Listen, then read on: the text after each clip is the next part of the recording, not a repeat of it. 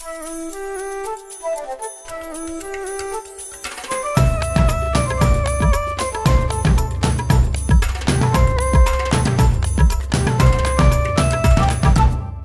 Evening everyone. Hi, this is Shweta, your host and दोस्त। आजकल के नए एपिसोड में आप सबका स्वागत है। आज फिर मैं कॉलीवुड और बॉलीवुड की ताज़ा खबर और साथ ही एक विशेष इंटरव्यू लेके आ चुकी हूँ। चलचित्र दिग्ग साधन सम्मान से वरिष्ठ चलचित्र कर्मी नीर शाह सम्मानित हुए। राष्ट्रपति के हाथों द्वारा उन्हें यह सम्मान मिला। फिल्म कबड्डी को भी उत्कृष्ट चलचित्र का पुरस्कार मिला है।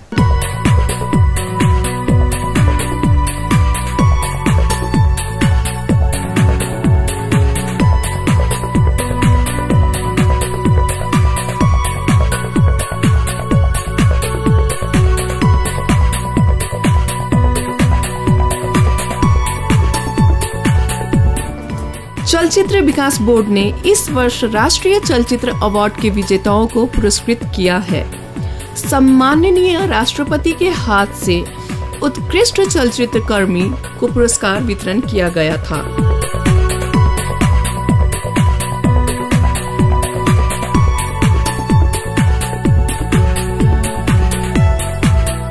चलचित्र क्षेत्र में हमेशा सक्रिय रहने वाले वरिष्ठ चलचित्र कर्मी नीर शाह को चलचित्र दीर्घ साधन सम्मान से सम्मानित किया गया।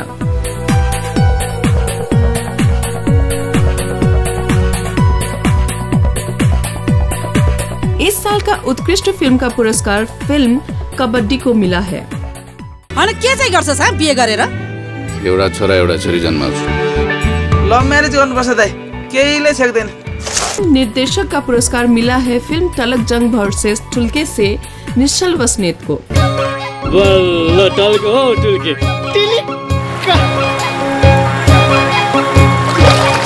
त्यत्रा मान्छेको गाडी मसँग बिहे गर्छु भन्नु शर्मा लागेन तँलाई?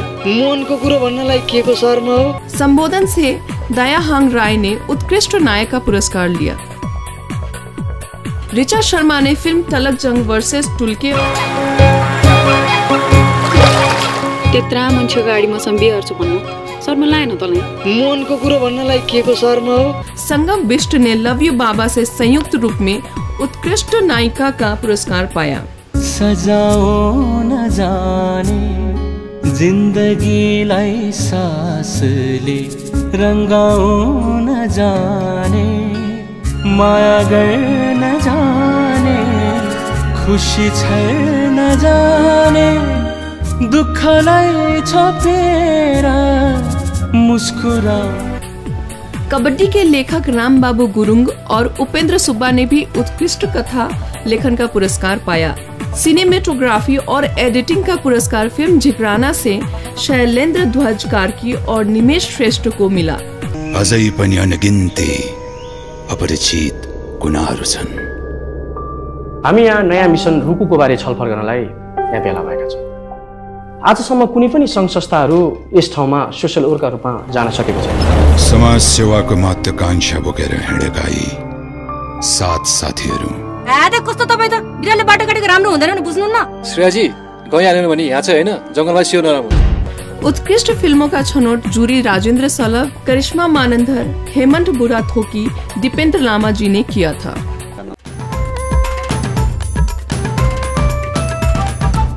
कोहिनूर फिल्म के हिट सॉन्ग के म तिम्रो होइन र टाइटल रखकर आकाश अधिकारी फिल्म बनाने जा रहे हैं। इस लव स्टोरी फिल्म में उन्होंने नए आर्टिस्ट को ब्रेक देने की चाह रखी है। हमारी फिल्म इंडस्ट्री में भी कई फिल्म का टाइटल हिट गाने से रखा गया है। पिछले साल सुपरहिट फिल्म कोहिनूर को 1 साल होने वाला है। इस सफल फिल्म के डायरेक्टर आकाश अधिकारी ने कोहिनूर के हिट गाने के म तिम्रो होइन र को टाइटल को लेकर नई फिल्म बनाने की ठान ली है। के म तिम्रो होइन र के म तिम्रो होइन र कोहिनूर के म तिम्रो होइन र।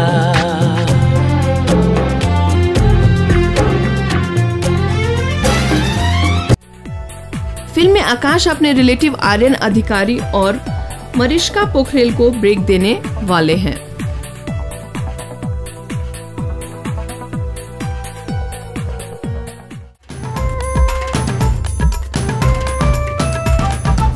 भाद्र से लेकर कार्तिक तक कई फिल्म मेकर अपनी फिल्म की रिलीज डेट अनाउंस करने वाले हैं। रिलीज होने वाली सारी फिल्मों की अपनी अपनी विशेषताएं हैं। भाद्र से नई फिल्में रिलीज होने वाली है। इस समय रिलीज में आने वाली फिल्म में अलग अलग फिल्म की अलग अलग विशेषताएं हैं। किसी फिल्म में यूथ को टारगेट किया गया है तो किसी फिल्म में कॉमेडी बेस्ड स्टोरी वाली फिल्म लेकर आ रहे हैं।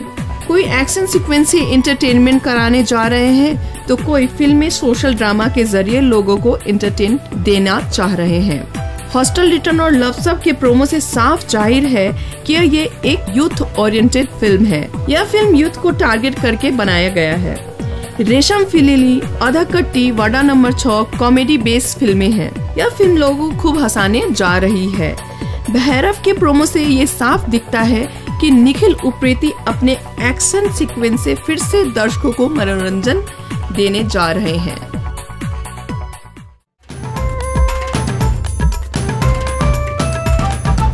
Now this is time for short break. Break के बाद कहीं जाइएगा मत, हम फिर हाजिर होंगे।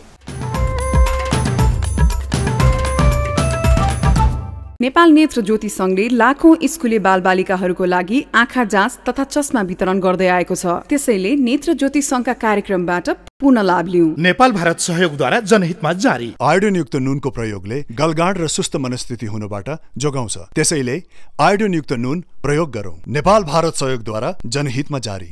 हाम्रो अटुट एवं अतुल्य सम्बन्ध सदियौंदेखिको हो। हाम्रो सद्भाव, भाइचारा एवं मित्रता विश्वमै उदाहरणीय समेत रहेको छ। गंगा एवं बागमतीको सेतुमा जनक जानकी एवं बुद्धद्वारा विस्तारित नेपाल भारत सम्बन्ध सदैव सर्वोत्कृष्ट रहँदै आएको छ र रहनेछ। अब फेरि क्षेत्रीय शान्ति, समृद्धि एवं सुदृढ प्रजातान्त्रिक विकास र हाम्रो सुनौलो भविष्यको लागि हामीले नयाँ आयाम पनि थप्दै जानु छ, जसले गर्दा हाम्रो सम्बन्ध विश्वमै उदाहरणीय बन्दै जाओस्। नेपाल भारत सहयोग। धरान स्थित बीपी कोइराला आयुर्विज्ञान तथा अस्पताल नेपालीहरूको स्वास्थ्य सेवामा समर्पित छ। यसबाट सबैले स्वास्थ्य सम्बन्धी सेवा प्राप्त गरौँ। नेपाल भारत सहयोगद्वारा जनहितमा जारी। संजय दत्त ने अपना 56वां जन्मदिन जेल में ही मनाया। जन्मदिन के उपलक्ष्य पे उनके प्रिय इष्टमित्र और पत्नी जेल में ही पहुंचे थे। बॉलीवुड अभिनेता संजय दत्त ने बुधवार को अपना 56वां जन्मदिन मनाया, लेकिन इस बार वो किसी पैरोल पर बाहर नहीं बल्कि जेल में ही रहे। संजय से मिलने के लिए उनके कुछ करीबी लोग के साथ उनकी पत्नी मान्यता दत्त उनसे मिलने के लिए पुणे स्थित यड़वाड़ा जेल में गई। संजय दत्त जो पुणे की यड़वाड़ा जेल से आर्म्स एक्ट के तहत सजा काट रहे हैं, बिल्कुल सामान्य नियमों के अंतर्गत ही अपनी पत्नी से मिले। मुंबई मिड डे के अनुसार दत्त परिवार के करीबी सूत्रों ने बताया कि मान्यता को संजय से मिलने की इजाजत मिल गई है। वैसे सामान्य नियमों के अनुसार परिवार वाले कानूनी तौर पर 1 महीने में सिर्फ एक बार जेल में बंद किसी कैदी से मुलाकात कर सकते हैं। मान्यता अपने बच्चों द्वारा बनाए गए तोहफे संजय के लिए लेकर आई और साथ ही संजय के करीबी दोस्तों के संदेश भी वो लेकर गई। पिछले 2 वर्षों से जेल में अपना जन्मदिन मना रहे संजय इस साल के अंत तक रिहा हो सकते हैं।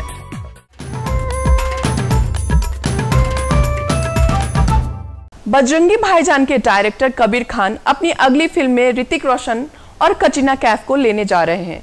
कबीर की अगली फिल्म फैंटम अगस्त में रिलीज होने वाली है। ऋतिक रोशन और कैटरीना कैफ जिंदगी ना मिलेगी दोबारा और बैंग बैंग में साथ नजर आ चुके हैं और उनकी जोड़ी सिल्वर स्क्रीन पर बेहतर नजर आती है। खबर है कि इन दोनों को लेकर बॉलीवुड में एक टॉप डायरेक्टर ने साइन कर लिया है। ये निर्देशक है कबीर खान, जिन्होंने एक था टाइगर और बजरंगी भाईजान जैसी 2 ब्लॉकबस्टर मूवी बनाकर धमाका कर दिया है। तुम जिस मिशन पे जाते हो कोई न कोई मारा जाता है।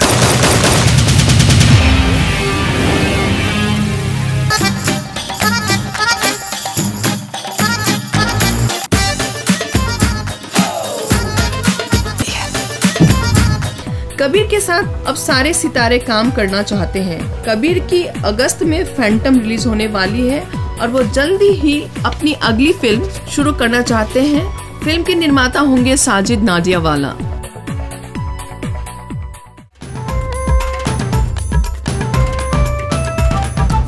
दिसंबर 18 में बाजीराव मस्तानी और दिलवाले एक आपस में टक्कर लेने जा रहे हैं। बड़े बैनर और बड़े स्टार की इस टक्कर से प्रियंका चोपड़ा खुश नहीं है। 18 दिसंबर को संजय लीला भंसाली द्वारा डायरेक्ट बाजीराव मस्तानी की टक्कर रोहित शेट्टी की फिल्म दिलवाले से होगी। एक साथ एक ही तारीख होने वाली फिल्मों से प्रियंका चोपड़ा खुश नहीं है। उनका कहना था कि अगर ये फिल्म अलग अलग तारीख को रिलीज होती तो ज्यादा अच्छा रहता। यह दोनों फिल्में क्रिसमस के मौके पर रिलीज होंगी। बाजीराव मस्तानी मराठा पेशवा बाजीराव की प्रेम कहानी है। इस फिल्म में रणवीर सिंह बाजीराव के किरदार में है, जबकि प्रियंका उनकी पहली पत्नी की भूमिका में है। उनकी दूसरी पत्नी की भूमिका में दीपिका पादुकोण है। दिलवाले से टकराव टालने के लिए फिल्म के रिलीज की तारीख बदल देने के बारे में पूछे जाने पर प्रियंका ने कहा, दुर्भाग्य से यह मेरे हाथ में नहीं है। दिलवाले में सुनहरे पर्दे की हिट जोड़ी शाहरुख खान और काजोल 2010 की film my name is Khan के बाद बड़े पर्दे पर एक बार फिर साथ नजर आएंगे।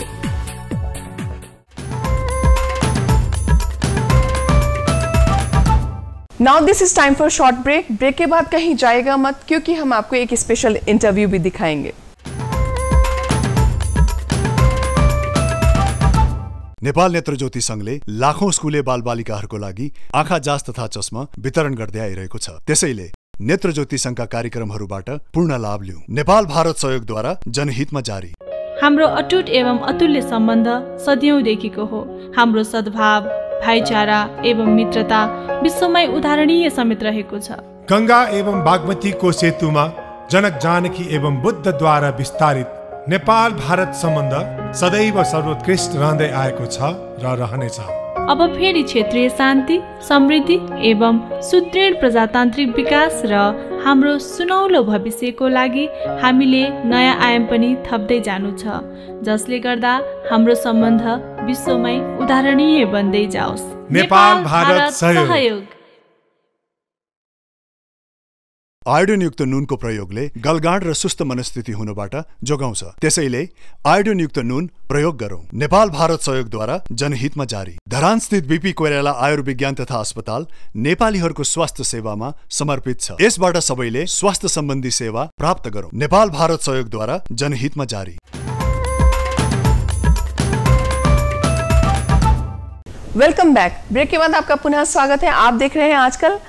अब मैं आपको दिखाने जा रही हूँ एक स्पेशल इंटरव्यू। आज मैं आपको मिलाने ले जा रही हूँ डॉक्टर गंगा प्रसाद अकेला जी से, जो कि वरिष्ठ साहित्यकार है और साथ ही संस्कृति विज्ञ भी है। तो आइए आज आपको डॉक्टर अकेला जी से रूबरू कराते हैं। जैसा कि हमें पता है कि आप साहित्यकार हैं, उससे पहले आप प्रशासन से भी जुड़े रहे, तो आपके जीवन के खूबसूरत अनुभव के बारे में आपके मुख से हमें कुछ बताइए। सरकारी सेवा में 2023 साल विक्रम संवत 2023 साल में आया था और तब से मैं एक प्रशासक के रूप में कुछ ऐसे महत्वपूर्ण कामों को किया, सबों के विषय में उल्लेख नहीं किया जा सकता है। एक आध चीज़ें ऐसी है जो देश के और जनता के लिए जो अनुकूल थी, वैसा निर्णय मैंने 2028 साल में नेपालगंज में किया था। फिर दूसरी बार भरतपुर के लिए किया था 37 साल में, और सबसे बड़ा महत्वपूर्ण प्रशासक के रूप में 2054 साल फागुन 7 गते के दिन मैंने विश्व के सबसे जेठे नागरिक अमझोकी गांव खनार गाविसा जिला सुनसरी के 141 वर्ष के वीर नारायण माझी जी को 1,01,000 रुपये से उस समय के स्थानीय विकास मंत्री गजन नारायण सिंह जी के हाथों से सम्मानित करवाया था। और दूसरा काम ये किया था कि 2055 साल जेठ 14 और 15 गते को नेपाल प्रज्ञा प्रतिष्ठान में पहली बार मातृभाषा गोष्ठी का शुरुआत किया था। पहले का ये मेरा प्रशासनिक क्षेत्र का अनुभव हुआ।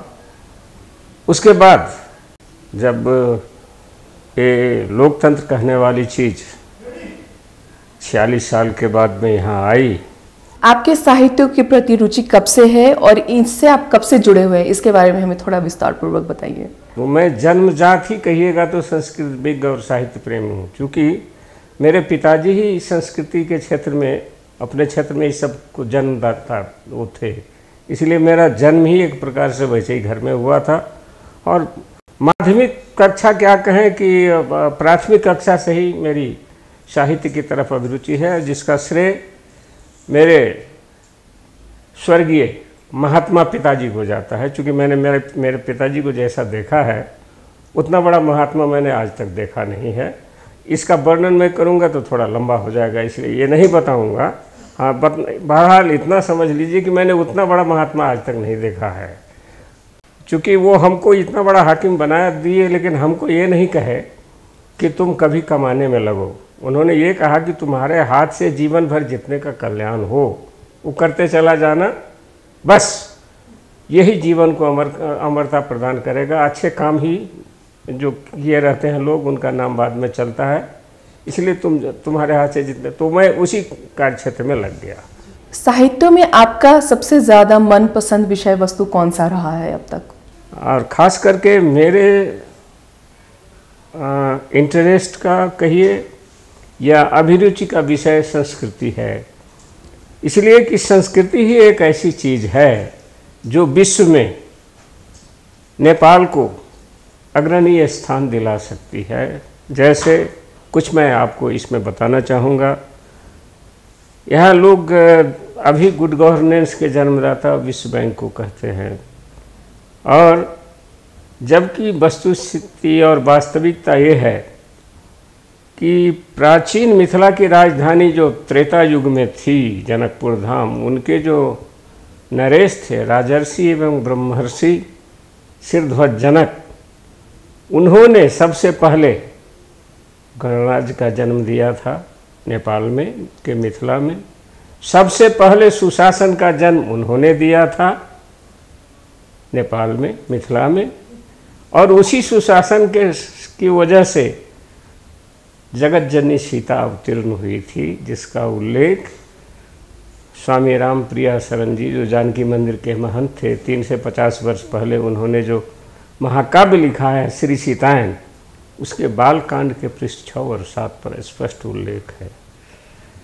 तो संस्कृति एक ऐसी चीज है जिसको राज्य संस्था की ओर से या सरकार ने यदि ध्यान दिया होता तो आज विश्व में नेपाल सुशासन का जन्मदाता, गणराज्य का जन्मदाता, और उससे और तीसरी बात, अमर प्रेम का ज्वलंत प्रतीक जो सलहेश फुलवारी में है, महिषौथा के उस समय 5वीं 6वीं शताब्दी के राजा सलहेश और उनकी प्रेमिका दीना मालिनी का अमर प्रेम प्रत्येक वर्ष 5वीं 6वीं शताब्दी से आज तक प्रत्येक वर्ष के चैत महीने के अंतिम दिन रात के 12 बजे हारम का एक फूल है, पेड़ है, उसमें वो फूल फूलता है, और केवल नए वर्ष के बैसाख के गत्ते के दिन वो फूल दिखाई देता है।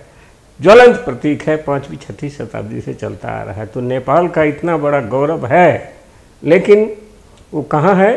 तो मधेश में है, मिथिला में है, और केंद्र की सत्ता में बैठने वाले को अपने देश की प्रतिष्ठा, हम विश्व में आगे, हमारा नेपाल आगे है, इस तरफ ध्यान नहीं जा रहा है। तो इन चीज़ों को सरकार की ओर से ध्यान नहीं देने के कारण मुझे बड़ा तकलीफ़ होता है। वैसे इस चीज़ को हमारे एक मित्र विद्वान ने मेरे एक किताब की भूमिका, उसी की भूमिका डॉक्टर मोदनाथ प्रसिद्ध जी ने लिखी, तो उसमें उन्होंने स्पष्ट कर दिया है कि हमारे देश के केंद्रीय सत्ता में बैठने वालों का ध्यान अब तक हमारे देश की, नेपाल की गरिमा कैसे बढ़ सकती है उस ओर नहीं गया है। उस पर ध्यान देना चाहिए। तो मैं इन चीज़ों की ओर ज़्यादा ध्यान देता हूँ। आपके प्रसिद्ध साहित्य कौन कौन से हैं, उनके नाम हमें बताइए। कुछ किताबें हैं, जैसे सबसे पहले मैथिली में मेरा मिथिलांचलक किछु लोक कथा 2055 साल में प्रज्ञा प्रतिष्ठान, नेपाल राजकीय प्रज्ञा प्रतिष्ठान था, वहाँ से प्रकाशित हुई। उसके बाद शिरीष के फूल का, वो शिरीष को फूल जो है पारिजात का, उसको मैंने मैथिली में अनुवाद किया। उसके बाद मेरे गुरुवर जो मैथिली विभाग के विभाग संस्थापक त्रिभुवन विश्वविद्यालय में डॉक्टर धीरेन्द्र, उनके उपन्यास भोरुकबा, मैथिली उपन्यास का मैंने हिंदी में अनुवाद किया, भोर का तारा।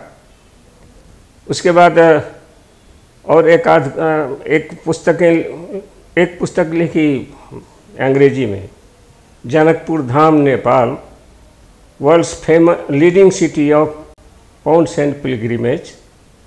चूँकि विश्व में कोई दूसरा नगर ऐसा नहीं है जिसके पास में उतना तालाब, पोखरी या कुंड है जितना जनकपुर धाम में है अभी भी।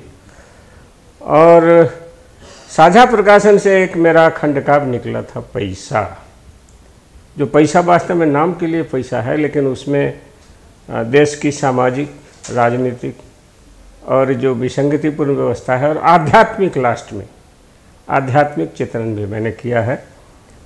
उसके बाद मेरा ये पराक्रमी राजा सलहेश निकला। उसके बाद नेपाली के कवि दिनेश अधिकारी की 65 कविताओं का मैंने हिंदी में अनुवाद किया था, जो इसी वर्ष के फरवरी में विश्व पुस्तक मेले में दिल्ली में संवेदना के स्वर कविता संग्रह रखी गई थी। तो मेरी कृतियाँ यही है और इसमें अब मैं इसमें लगा हूँ। अब देखिए एक क्रम अब कब तक चलता है। आपको क्या लगता है कि हमारे देश के लोगों की, चाहे किसी की भी, साहित्य से मानसिकता में परिवर्तन लाया जा सकता है? निश्चित, साहित्य ही वो चीज़ है जिससे मानसिकता में परिवर्तन लाया जा सकता है, बशर्ते कि वो साहित्यकार सही रूप में प्रस्तुत कर सके, उसका माहौल हो। जैसे मैंने आपको बताया कि जैसे माध्यमिक कक्षा में मैंने महाकवि दिनकर की पंक्ति जो बताइए, हटो व्योम के मेघ पंथ से स्वर्ग लूटने हम आते हैं, दूध दूध दूध वत्स तुम्हारे दूध खोजने हम जाते हैं। तो इस प्रकार का यदि रचनाकार हो, कवि हो, साहित्यकार हो, और वो इस प्रकार से यदि सही कविता देश और जनजीवन के विषय में लिखे, तो आज जो नेपाल की अवस्था है ऐसी नहीं रहेगी, वो बदल जाएगी। जनजीवन में चेतना आ जाएगी, जनजीवन ऐसे सोया नहीं रहेगा, जग जाएगा। साहित्य से समाज को जगाया जा सकता है, लेकिन बशर्ते वो साहित्य सही हो, प्रेरणादायक हो। जैसा कि हमें मालूम है कि आप एक कवि भी हैं, तो आपकी ही कविताएं आपके मुख से हम कुछ 2-4 पंक्ति आपसे सुनना चाहेंगे। एक छोटा सा मुक्तक ही जो अभी के परिवेश में इस देश के लिए उपयुक्त है, उसी की पंक्ति सुनाता हूँ। मुर्दा घर में चीर फाड़ ही होता है, मुर्दा घर में चीर फाड़ ही होता है, चाहे जितना भी विद्वान डॉक्टर क्यों न जाए, चाहे जितना भी विद्वान डॉक्टर क्यों न जाए, मुर्दे को इससे कोई फर्क नहीं पड़ता है, मुर्दे को इससे कोई फर्क नहीं पड़ता है कि उसका मांस खुद डॉक्टर या कौवा चील खाए। मुर्दे को इससे कोई फर्क नहीं पड़ता है कि उसका मांस खुद डॉक्टर या चील कौवा खाए। अब इस देश की अवस्था के संबंध में, अभी की अवस्था के संबंध में इससे सटीक 4 लाइन में इस मुक्तक से सटीक और नहीं हो सकता है। वैसे और भी बहुत सारी हो सकती है, लेकिन यही मेरे ख्याल से अभी सटीक बैठता है। हमारे देश की जो युवा पीढ़ी है, उनको आप क्या ऐसा उपदेश देना चाहेंगे जो कि अभी हमारे देश की वर्तमान स्थिति के लिए बहुत ज़रूरी है, उनको करना चाहिए? इंसाफ की डगर पर बच्चे दिखाओ चल के, ये देश है तुम्हारा, नेता तुम ही हो कल के। ये सबसे महत्वपूर्ण चीज़ है। तो आज के युवा पीढ़ी को, हमारे यहाँ के, मैं राजनीतिक नहीं कहूँगा, तथाकथित राजनीतिक कहूँगा, ये लोग पथभ्रष्ट कर चुके हैं, दिग्भ्रमित कर रहे हैं। अपनी स्वार्थ पूर्ति के लिए। तो मैं ये कहना चाहूँगा कि वो जैसे अभी मैंने बताया ना, ये देश है तुम्हारा, नेता तुम ही हो कल के, तो उन लोगों को किसी भी दल के नेता, कोई भी दल हो, राजनीतिक दल हो, उनके बहकावे में नहीं आना चाहिए। और वो खुद समझदार हैं कि देश उनका है, उनके लिए क्या अच्छा होगा, देश के लिए क्या अच्छा हो सकता है, उसको वो समझ करके और तब किसी के बहकावे में ना आकर अपने समाज, अपने देश, अपने भाषा, अपने साहित्य, अपनी संस्कृति के कल्याण के लिए लग जाएं। और ऐसा यदि वो कर जाएंगे तो देश की व्यवस्था में, देश की संरचना में आमूल परिवर्तन आ जाएगा और नेपाल की जो अवस्था है ऐसी नहीं रहेगी। नेपाल, जैसे मैंने आपको पहले भी बताया कि विश्व का कुछ मामलों में अग्रणीय स्थान रखता है, वो अग्रणीय स्थान जरूर ले लेगा। ने मुझे मौका दिया, इसके लिए आपको बहुत बहुत धन्यवाद। आपके टेलीविज़न परिवार को बहुत बहुत धन्यवाद।